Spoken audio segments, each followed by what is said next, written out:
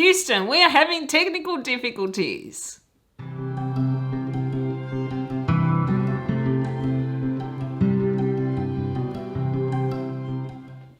G'day to all you lovely people and welcome back to my channel. I'm Kathy and today I wanted to talk about what I got up to in February in relation to life, books, plants, etc. In fact, this is the second time I'm recording this. I recorded a video yesterday and then I found that the audio didn't come out because I had accidentally pulled the microphone out just a touch. Oh, how frustrating. Yeah, 3 videos I've recorded, none of them have good audio, so I'm having to redo them. Anyway, maybe it'll be a better video today for that. Okay, so February in Melbourne, Australia.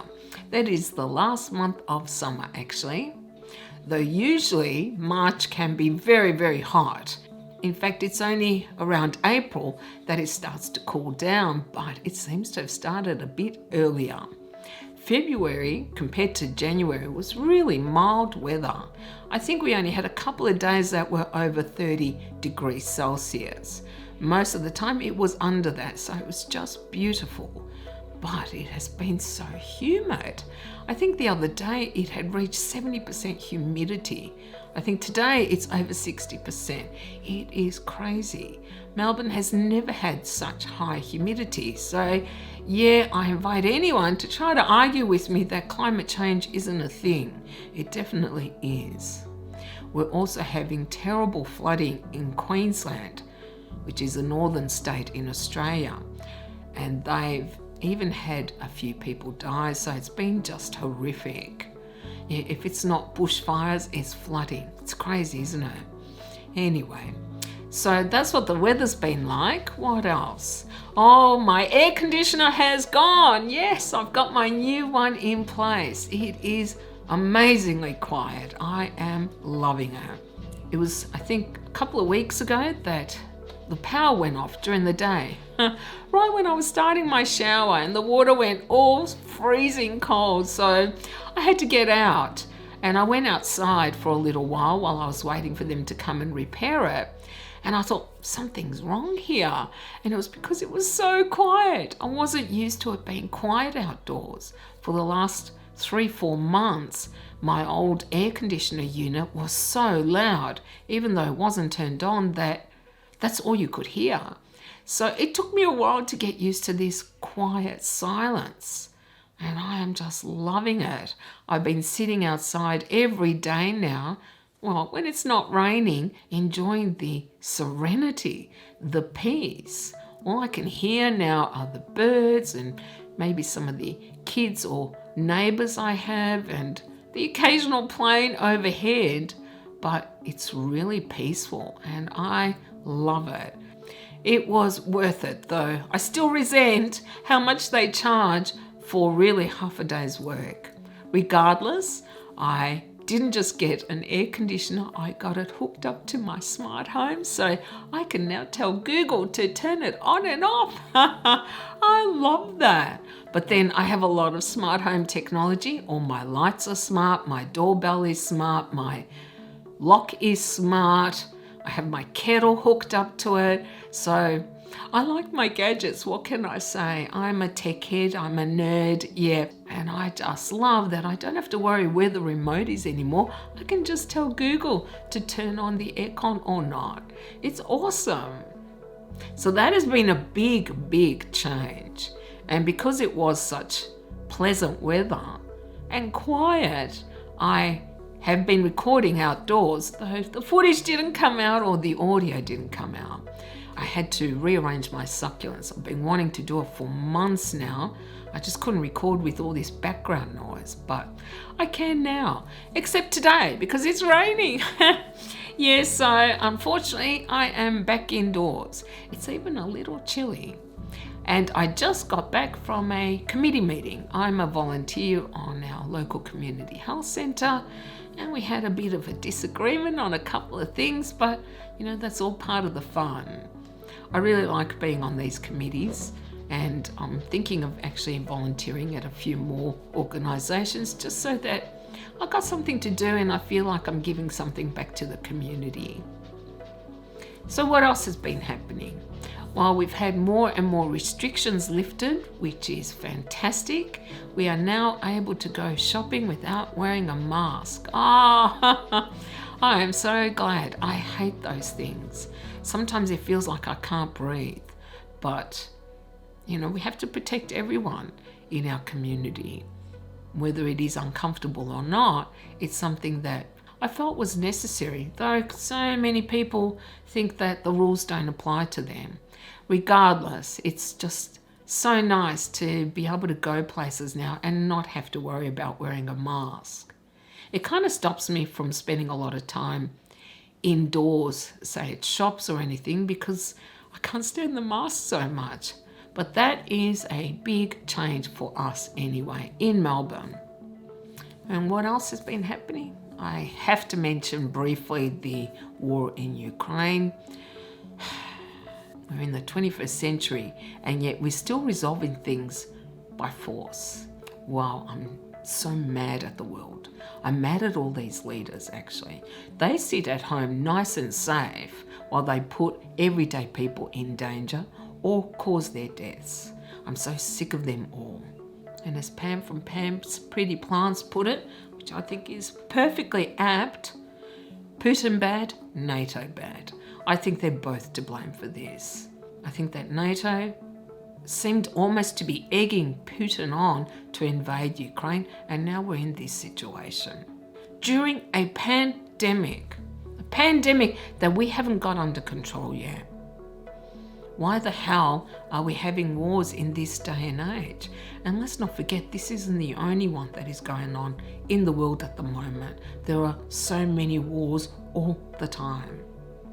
And honestly, I'm fed up with the media. The media is just spinning things very much in favor of the West. And I'm the kind of person, I want to hear both sides and I want my news to be impartial.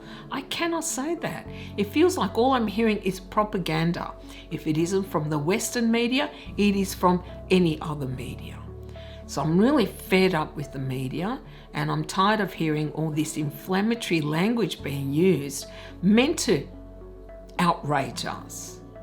I mean, I'm sorry, but brutal war, any war is brutal. And this isn't the first country that has invaded another foreign country. But hey, if it's a Western country, we're not told it's an invasion, we're told it's something else. Yeah, don't let's pretend that no other country has done this, that only Russia is the bad guy. And this hypocrisy. I'm sure you've heard them pointing the finger at Russia saying, you've breached international law. Oh my God, I had such a good laugh over that because I cannot tell you how many times America, for example, Australia, or France, or England, or any other country has breached international law. I actually studied this years ago and I've always kept up with it. And I know so many examples where basically countries have thumbed their nose at international law and said, we do not recognize it because it doesn't suit them. And yet they have the gall to point the finger at other countries. Oh my God, I'm so fed up with these hypocrites. And the reason I'm so outraged about all of this is they can talk as much as they like, they can spout as much propaganda or hypocrisy as they like, but people are dying. This is where I object so strenuously. People, everyday people, are dying. I felt it was necessary to talk about this because I simply can't create videos and pretend nothing else is happening around the world. And this has been playing very heavily on my mind. I am worried that it could escalate into a world war. Perhaps it won't, but there is always that possibility. So I've been following the news and reading as many sources as I can to understand what is going on. Let's hope this conflict ends soon. That's all we can hope, right? And that it does not escalate any further than it already has. Enough about that. I just want to end by saying that my heart goes out to all the people in Ukraine, as well as the soldiers. most of whom probably don't even want to be there. But let's leave it at that and let's move on to other things. What else have I been doing other than worrying is I've been playing a lot of that word puzzle game because I'm addicted. I absolutely love it. It's called Word Nut. And because I'm now on this team, I feel obligated to help the team when they need it. So sometimes I play way too much. But what I like about it is I usually try to play it when I'm waiting for things, say waiting for a handyman or a delivery or a phone call or whatever it is. So at least I'm not sitting there twiddling my thumbs, right? Well, I kind of am because I'm using it on the app. Okay, I've been seeing friends and family. Yeah, because the weather has been so nice, I'm trying to catch up with as many people as I can. I did finally get to go to the city and see my cousins, though one was unable to come. And I even took a little bit of footage of our city and where we were. It's actually called Southgate.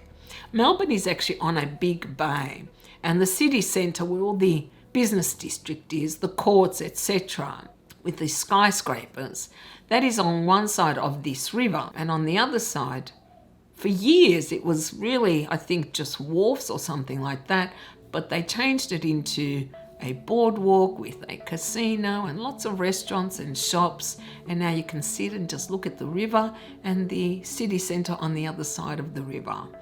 It's one of my favourite places to have lunch in the city. And it's also not as hectic as the city can be, though it's so popular that sometimes there are a lot of people. But it was a beautiful day. It was, I think, 28 degrees Celsius. We had lunch and then an ice cream and a walk along the river. Yeah, it was just gorgeous. I also had lunch with my mum and my brother on the weekend, which was lovely as always. I've also caught up with a few other friends, but yeah, I'm not a big social butterfly. I think when you get older, or maybe I'm just a homebody, I don't like going out excessively. So what else have I been doing? I did watch a little bit of YouTube. Wow. Honestly, when did it get so bad that in, say, a 20-minute video, that there were 4 ad breaks during the video? And most likely more, but after the 4th, I gave up and I clicked off. When were so many ads placed in the middle of a video? I stopped watching our broadcasters in Australia for this very reason, because I got so fed up with the ads. And it seems that YouTube is becoming just as bad. So that has really put me off watching any YouTube, though I do occasionally watch 1 or 2 things. But other than that, nothing. It's been mainly reading, yeah. Reading and reading.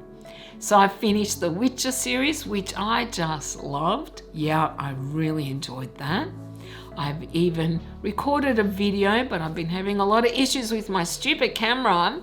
So I don't know yet if it is going to come out entirely or whether I have to re-record it. I really hope I don't. I also read a new book by a new author, urban fantasy, because I'm kind of liking urban fantasy. It is called Rivers of London by Ben Aronovich. I wanted to see if I'd like it, because if I do, then I might read a few more. And in fact, I ordered 2, so I'm waiting for them to come in. Oh yes, because I can't stop buying books. No, I have definitely received a few more books since my last book haul, and that was a major book haul. Yeah, I honestly can't stop buying books. I have to control myself. I went actually just last night thinking, oh, I want to get this and this. And I thought, no, just calm down. Anyway, but Rivers of London, I've actually done a review on that as well. Being urban fantasy, it's about a young policeman who discovers that there is magic in London, contemporary London. In essence, it's a murder mystery, I think.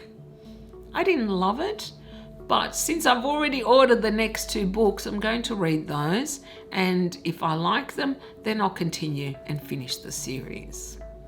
I also read The Dry by Jane Harper. I've seen advertisements for a film, I think, with Eric Bana, who I really like, but I like to read the books first, and my cousin Stacey said this was really good, so I read it. It is about a small town and a murder mystery again. Not supernatural in any way, not fantastical.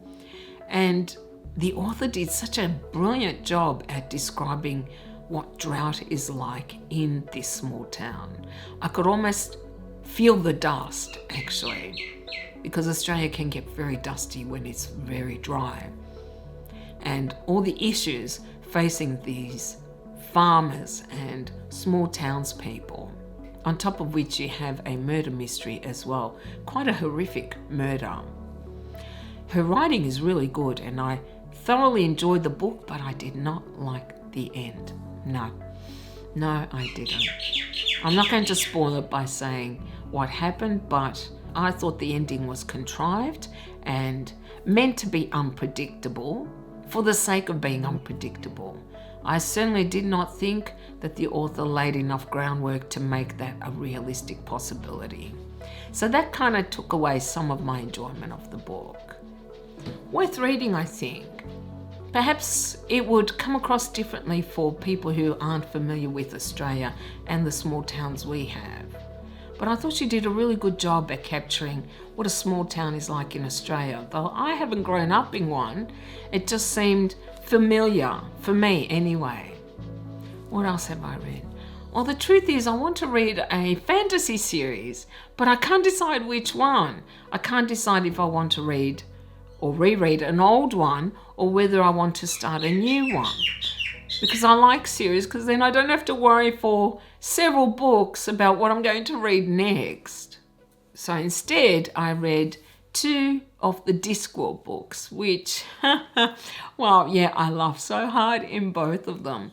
I read Weird Sisters, which is about witches and takes a lot of inspiration from Shakespeare, particularly Macbeth. Oh, and it has Granny Weatherwax, who I just adore. She is hilariously funny. Yeah, she is one of these women who's like, will never acknowledge that she doesn't know something. She'll pretend she understands or knows something, and yet she's constantly showing that she has no clue. She goes to a play and sees one of the actors kill another actor, and so she jumps up in indignation that there's a murder committed. She just couldn't appreciate that it was a play. And I thought that was the funniest thing, because honestly, most people were watching Granny rather than the actual play itself. I really did enjoy that very much. She's definitely becoming one of my favourite characters from the Discworld series. Her and Death. Yeah, I love Death as well.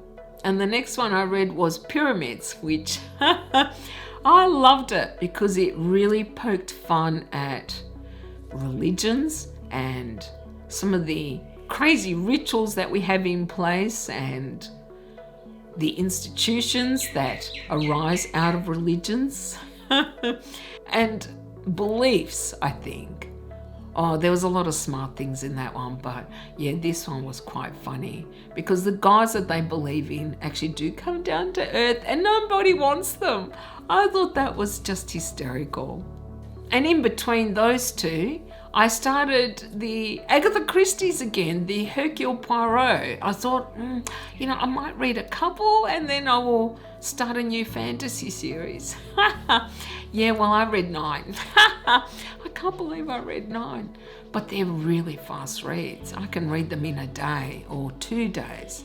They're usually around 200 odd pages. And even though their plots can be very convoluted, the language is very easy to read and very fast reading, I find anyway. But I'm loving them.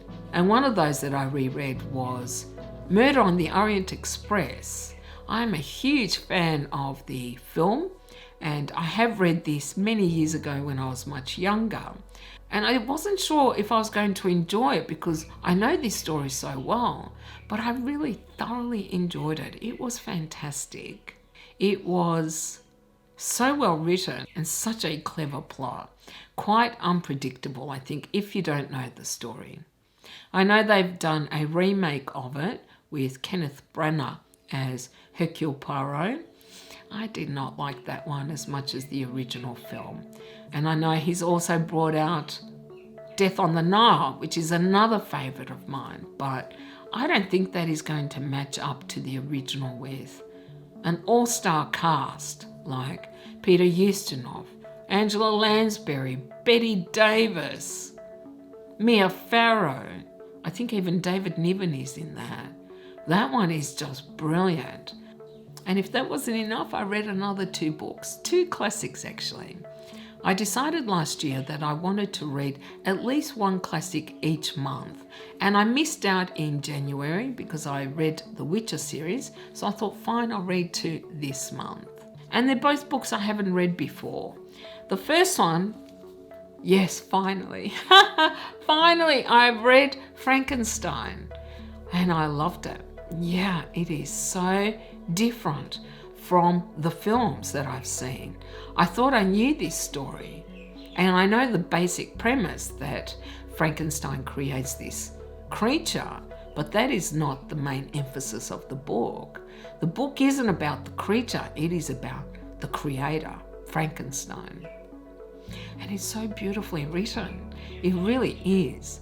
I always love reading books from several centuries ago because I think that they could write so much more beautifully than we do.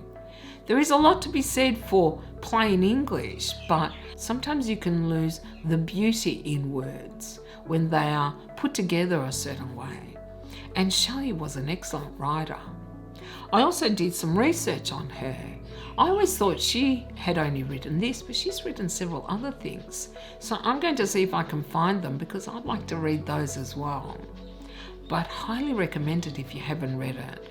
And if you're like me and worried that, well, you already know the story, I think you will find that the book has a lot to offer, which films or shows don't come near. And one of my subscribers, Jacqueline, hi Jacqueline, she recommended I try this, Fahrenheit 451. And I just finished it the other day and oh wow, yeah, I loved it. This is a dystopian story. This is about book burning. Yes, book burning. So of course, I'm already starting with real reservations whether I can enjoy any of the characters who do burn the books. But this book, wow, it is so prophetic. It was written in the 50s and reading it today, 70 years later, I cannot believe how accurately he predicted where we would be in our lives.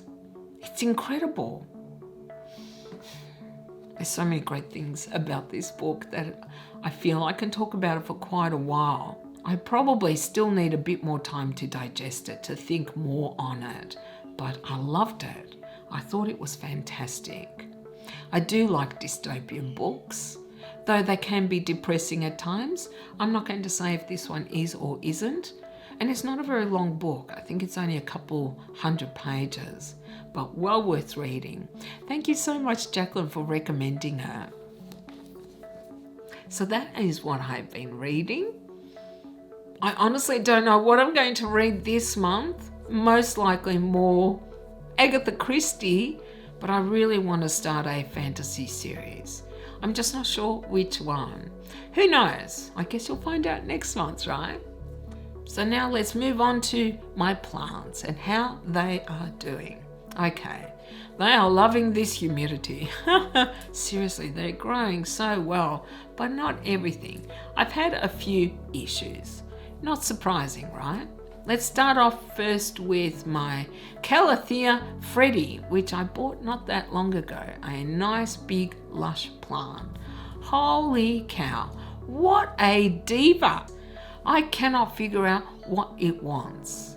I had it in here initially behind me and she started turning yellow, so I put her next to the humidifier and I left the humidifier on even in summer when I usually don't.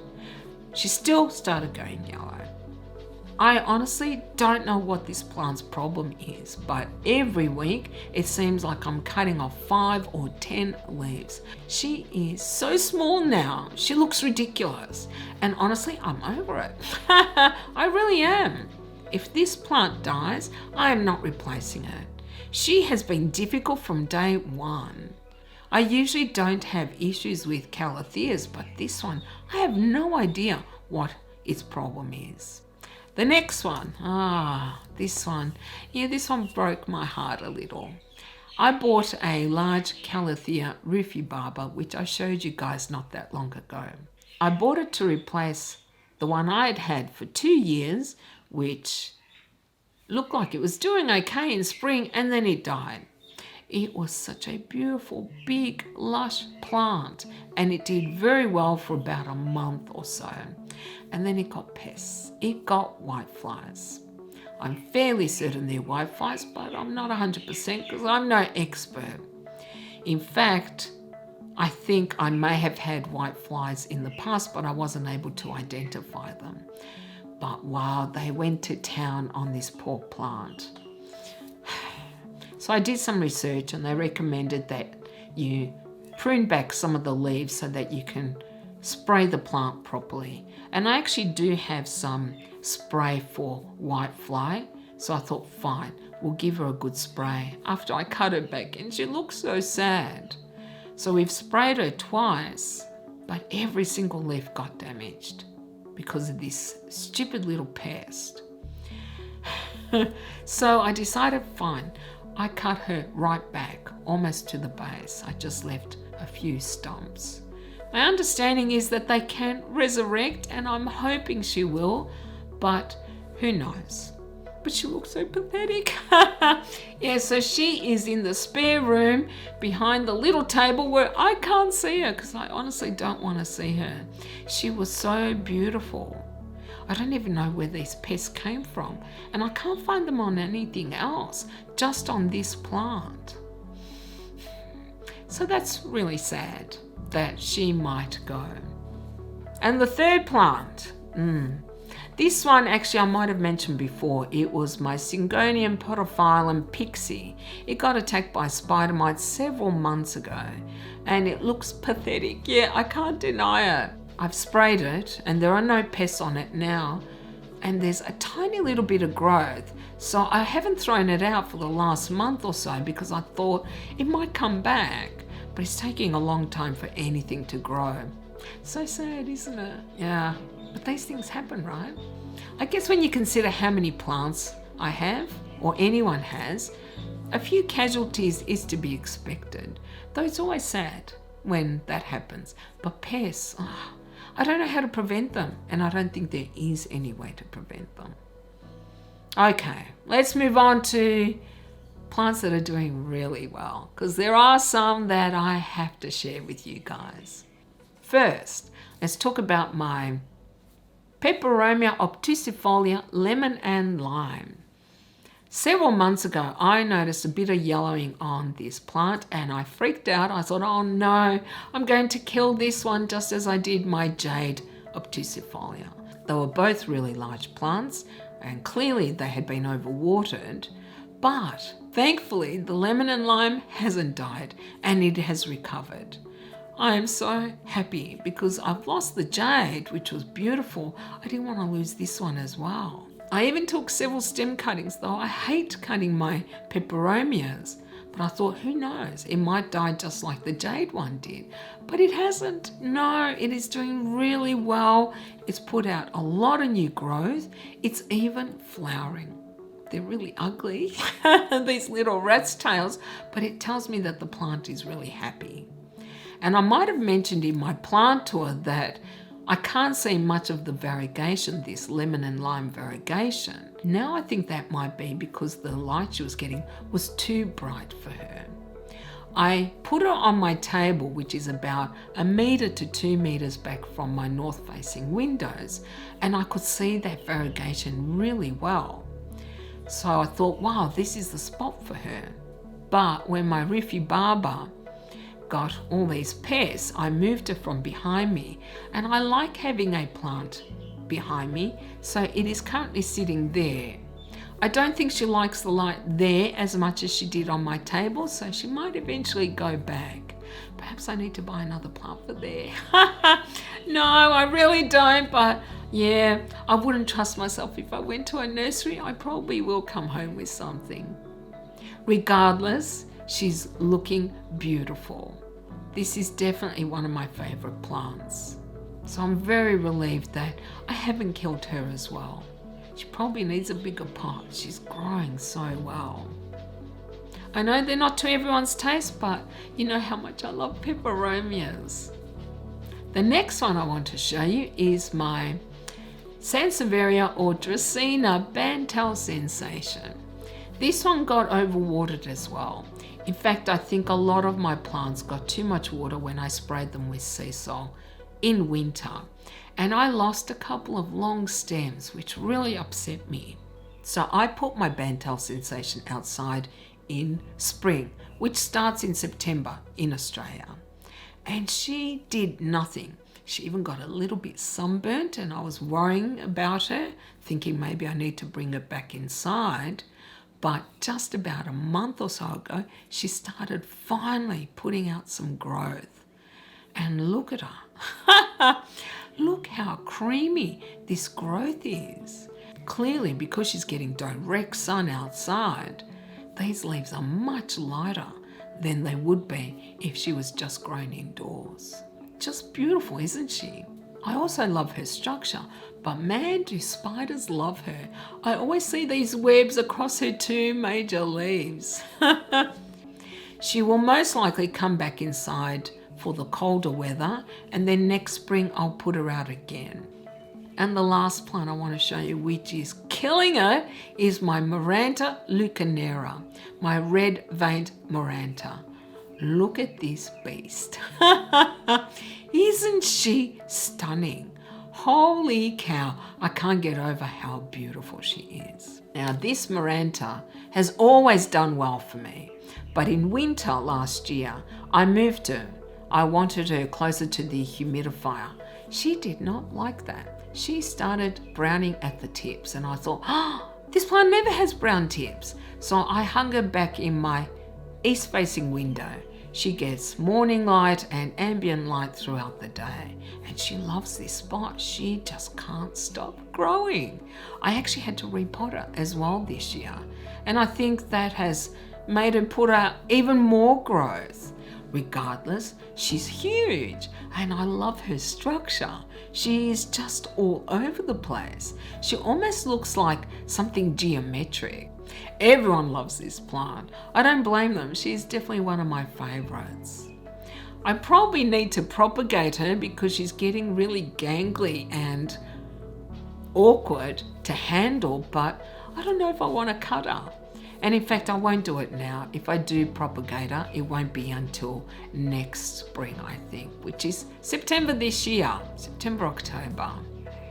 As for my garden, wow, it is looking so lush and beautiful. Usually by the end of summer, it's looking a little tired, that it's a little sick of how hot it gets, but February was so mild that everything is looking beautiful. Though, you know, I do sometimes have a few issues, and I finally was interested enough to work out my tiny little camera. This has an inbuilt gimbal so that even if your hand's not very steady, it will make the footage look a lot smoother. I've just started using it and I'm really enjoying it so far, but now that I know how to use it, I want to film my garden for you guys. I know not everyone is interested, but I also like to have a record of it for next year to see what did well, what didn't. So you can expect that sometime in the future. As to when, I have no idea. But yeah, isn't it just so cute? And it's even something that I can use easily. Well, that is all I have for you guys today. I'm sure I rambled because I always do. Tell me what you got up to in February. Tell me how your plants are doing, any books you're reading, anything you've been watching. You know I would love to hear. And you can put it down in the comments or you can contact me on Instagram. I'm sure for those of you in the Northern Hemisphere will be very happy that you're going into spring.